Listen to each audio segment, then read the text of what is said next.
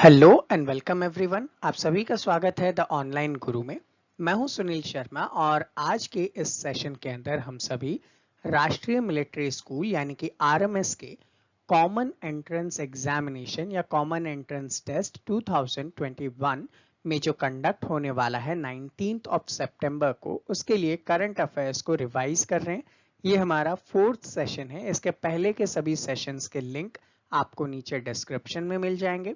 Second thing, आप हमें इन particular platforms पे भी फॉलो कर सकते हैं। स्पेशली इनके जो पीडीएफ होते हैं उन्हें रिसीव करने के लिए आप टेलीग्राम चैनल को ज्वाइन कीजिए। वहां पे आपको नेक्स्ट डे इन सभी सेशंस के जो पर्टिकुलर पीडीएफ हैं वो अवेलेबल करवा दिए जाएंगे। इन बिटवीन अगर आपके मन में कोई भी डाउट, कोई भी क्वेरी है तो आप नीचे कमेंट सेक्शन में कमेंट कर सकते हैं। विद इन 24 आवर्स आपके सभी डाउट्स या क्वेरीज को रिजॉल्व किया जाएगा। सेकेंड थिंग, वीडियो को लाइक और शेयर करना मत भूलिएगा और ऐसे ही सेशंस पाने के लिए चैनल को सब्सक्राइब जरूर कीजिएगा। तो चलिए शुरू करते हैं आज के सेशन को। क्वेश्चन आपसे पूछा जा रहा है, एक 9 साल की बच्ची किस स्टेट से है जिन्होंने एशिया की सबसे कम उम्र के अंदर माउंट किलिमंजारो को समिट किया। यानी कि माउंट किलिमंजारो पे चढ़ने वाली एशिया की सबसे कम उम्र की जो बच्ची है वो इंडिया की किस पर्टिकुलर स्टेट से आती है। तो देखिए आपका आंसर होगा आंध्र प्रदेश। माउंट किलिमंजारो जो है ये एक माउंटेन है। कहाँ पे? तो आप याद रखिएगा तंजानिया के अंदर है। तंजानिया में, जो कि अफ्रीका की हाईएस्ट पीक है, अफ्रीका का हाईएस्ट माउंटेन पीक के रूप में माउंट किलिमंजारो यहाँ पे जाना जाता है। इसकी जो हाइट है वो लगभग 5895 मीटर्स है। किसकी? माउंट किलिमंजारो की। ये highest single free standing mountain है इन द वर्ल्ड के अंदर।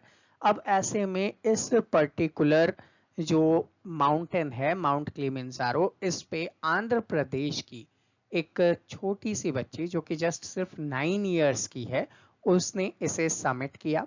इसका नाम क्या है? तो आप लोग इनका नाम याद रखिएगा, कदापाला ऋत्विका श्री। कदापाला ऋत्विक श्री वो 9 साल की बच्ची हैं जिन्होंने माउंट किलिमंजारो को समिट किया है। नेक्स्ट क्वेश्चन आपसे पूछा जा रहा है, central Vista Avenue redevelopment project किस कंपनी को दिया गया है।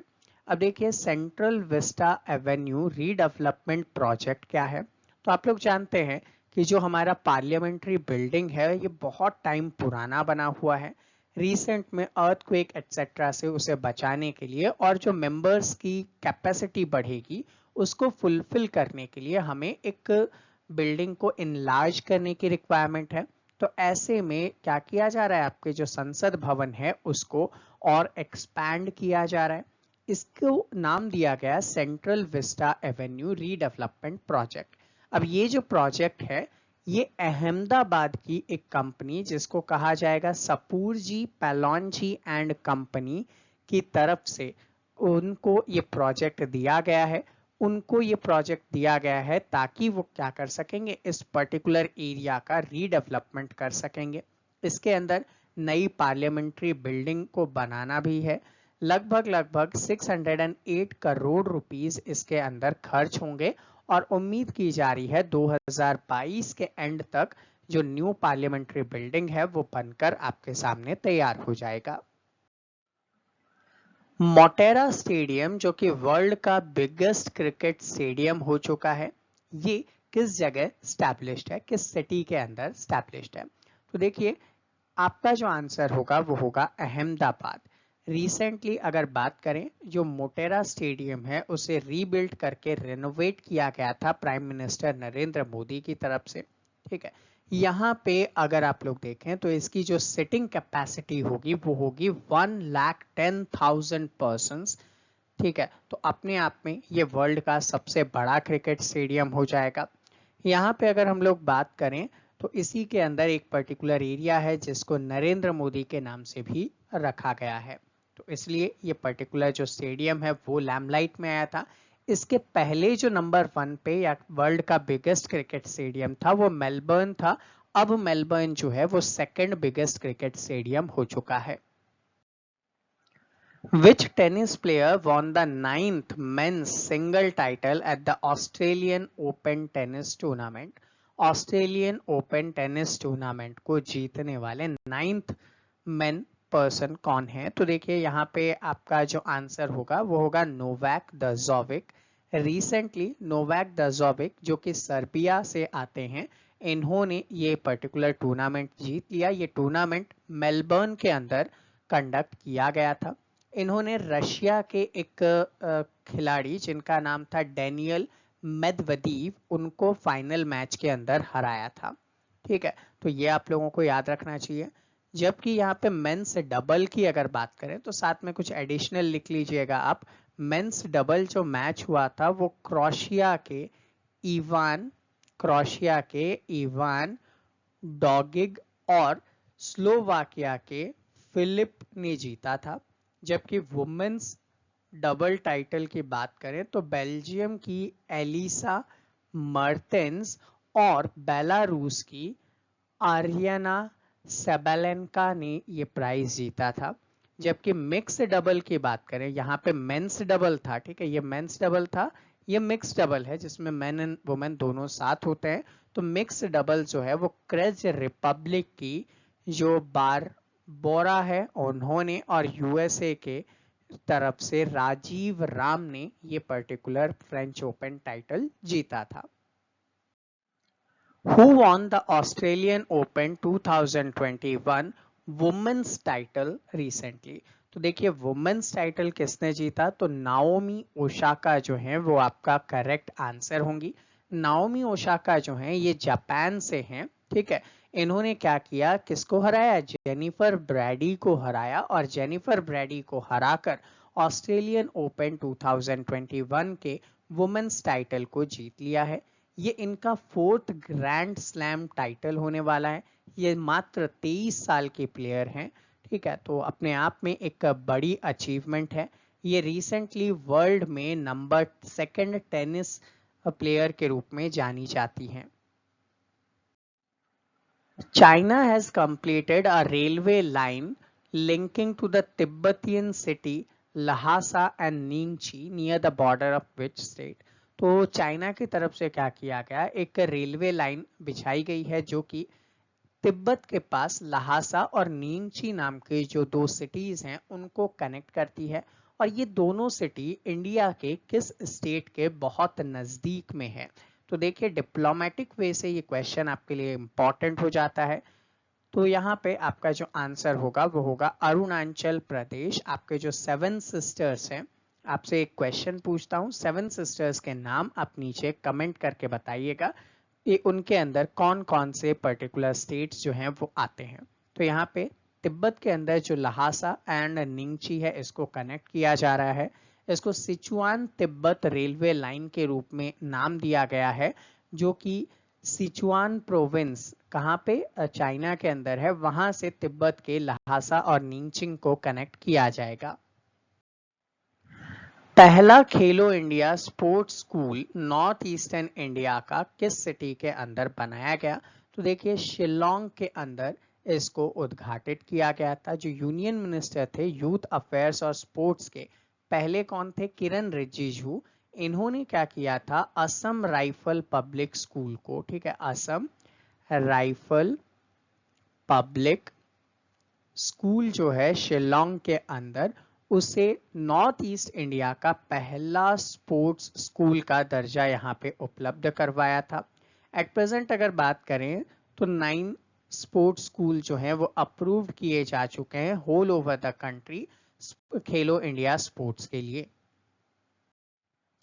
Who is the author of the book titled The Making of Aadhaar, World's Largest Identity Platform? Aadhaar card से related the making of Aadhaar world largest identity platform जो है, ये book किसने लिखी थी? तो देखिए इस बुक के जो ऑथर हैं वो राम सेवक शर्मा हैं। राम सेवक शर्मा जो हैं ये पहले डायरेक्टर जनरल हैं। राम सेवक शर्मा क्या है? फर्स्ट डायरेक्टर जनरल हैं ठीक, अब किसके डायरेक्टर जनरल हैं ये? तो UIDAI के डायरेक्टर जनरल हैं। UIDAI क्या है? Unique identification development authority of India. लिख लीजिएगा, unique identification development authority of India के कौन थे? ये पहले डायरेक्टर जनरल थे। इन्होंने रिसेंटली बुक लिखी थी the making of Aadhaar, world's largest identity platform. आपसे यहाँ पे एक क्वेश्चन पूछूंगा मैं कि आधार कार्ड कितने डिजिट का होता है? ठीक है, आपका जो आधार नंबर है वो कितने डिजिट का है, वो यहाँ पे आप कमेंट करके बताइए।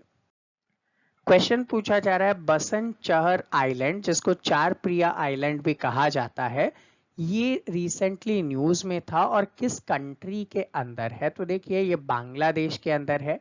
आप लोग जानते हैं कि जो म्यांमार से रोहिंग्या रिफ्यूजी थे वो इनफिल्ट्रेट करते हुए इन जगहों पे आ गए थे, इंडिया में भी आए थे, बांग्लादेश में भी आए थे। तो बांग्लादेश ने क्या किया, बे ऑफ बंगाल में एक आइलैंड है जो कि सुंदरबन आइलैंड का पार्ट है, बासन चहर आइलैंड, वहां पे क्या कर दिया गया, एक पर्टिकुलर एरिया रिफ्यूजी कैंप बनाया जिसका नाम रखा गया है कॉक्स बाजार रिफ्यूजी कैंप। वहां से उठाकर इनको क्या कर दिया गया, बासन चहर आइलैंड पे शेल्टर दिया गया है। तो ऐसे में रोहिंग्या मुस्लिम से रिलेटेड है ये। रोहिंग्या रिफ्यूजीज को जो कि म्यांमार से इन्फिल्ट्रेट होकर आए थे उनको यहाँ पे शरण दी गई है, तो वो आप लोगों के लिए इंपॉर्टेंट हो जाएगा। क्वेश्चन पूछा जा रहा है कि which Indian grabbed the highest rank in India in the Forbes ranking of 100 most powerful women in the world. World wide 100 most powerful women की लिस्ट के अंदर किसका नाम इंडिया में आया है? तो देखिए आपका आंसर होगा निर्मला सीतारमन। निर्मला सीतारमन जो है ये फाइनेंस मिनिस्टर हैं इंडिया की और फोर्ब्स की इस लिस्टिंग में 41st रैंक इन्होंने अचीव किया है। तो ये आप लोगों के लिए इंपॉर्टेंट हो जाएगा। सेम एज इंडिया की तरफ से जो HCL कॉरपोरेशन से रोशनी नडार हैं, ठीक है, रोशनी नडार मल्होत्रा हैं, इन्होंने 55th प्लेस अचीव किया है। बायोकॉन की फाउंडर जो किरण मैम हैं, किरण मजूमदार, ये यहाँ पे 68th रैंक हासिल करती है। जबकि इसकी बात करें तो फर्स्ट रैंक पे वर्ल्ड वाइड कौन आती है? तो जर्मनी की जो चांसलर हैं एंजेला मार्केल जो है ये वर्ल्ड वाइड फर्स्ट रैंक पर आती हैं फोर्ब्स की मोस्ट पावरफुल वुमेन्स की लिस्ट में। तो स्टूडेंट ये था हमारा आज का सेशन। आई होप आप सभी को सारी चीजें इजीली समझ में आई होगी। फिर भी अगर कोई डाउट है, कोई क्वेरी है, तो आप नीचे कमेंट सेक्शन में कमेंट कर सकते हैं। विद इन 24 आवर्स आपके सभी डाउट, सभी क्वेरीज को रिजॉल्व किया जाएगा। मिलते हैं आपसे अगले सेशन में, तब तक के लिए जय हिंद।